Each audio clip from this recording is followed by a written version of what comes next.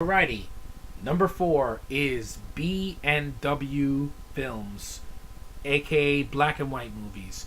There are so many people that think black and white movies, not just monster movies, but dramas and comedies and thrillers, they think they're boring. I don't understand. Do you need color to get your attention? I mean, I love The Wizard of Oz. It starts in black and white.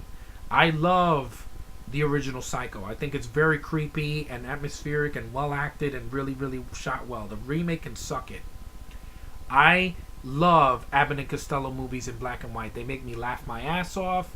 I love the Three Stooges. Red Skeleton is really good. I've been watching his films this year, and a lot of the dialogue in his movies is really, really well done. I'm like, wow, this is funny and subtle, and the romance in his movies works because the girls that are in a lot of his films can act. They're beautiful and they have memorable dialogue.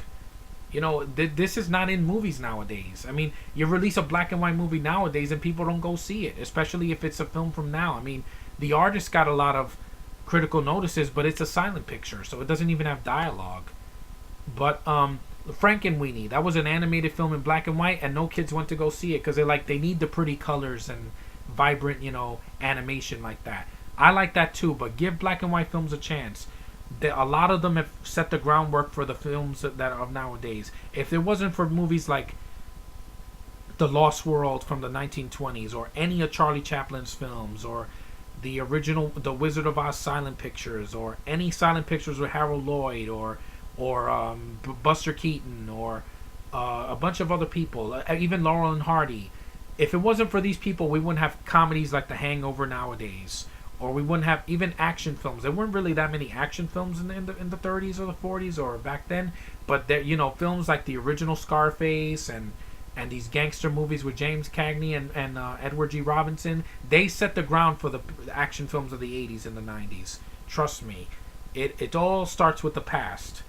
We went from silent pictures to talkies to color, then to 80s stuff, and then to 3D and all that. You got to thank films from the past. Respect the past if you want to have an awesome future. Remember that when it comes to films and television shows. It doesn't suck just because it's black and white. I can watch anything in black and white as long as it's not boring or mean-spirited. I will go back and watch Schindler's List one day. I know it's a sad, movie, but I know I will respect the film for being black and white. Because it respects the genre from back in the day. And there are many different films in black and white that you can enjoy. You're tired of shit from now? Go back in the past and see the original black and white. The Thing from Another World is black and white. And the remake is in color. The original Thing from Another World is black and white, and it doesn't make it less entertaining than the remake. It's just as good, in my opinion.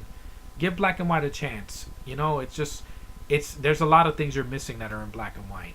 So, yeah, that's number 4. Number 3 is going to be something that's, not that controversial, but it's something that I love that a lot of people don't. So, stay tuned.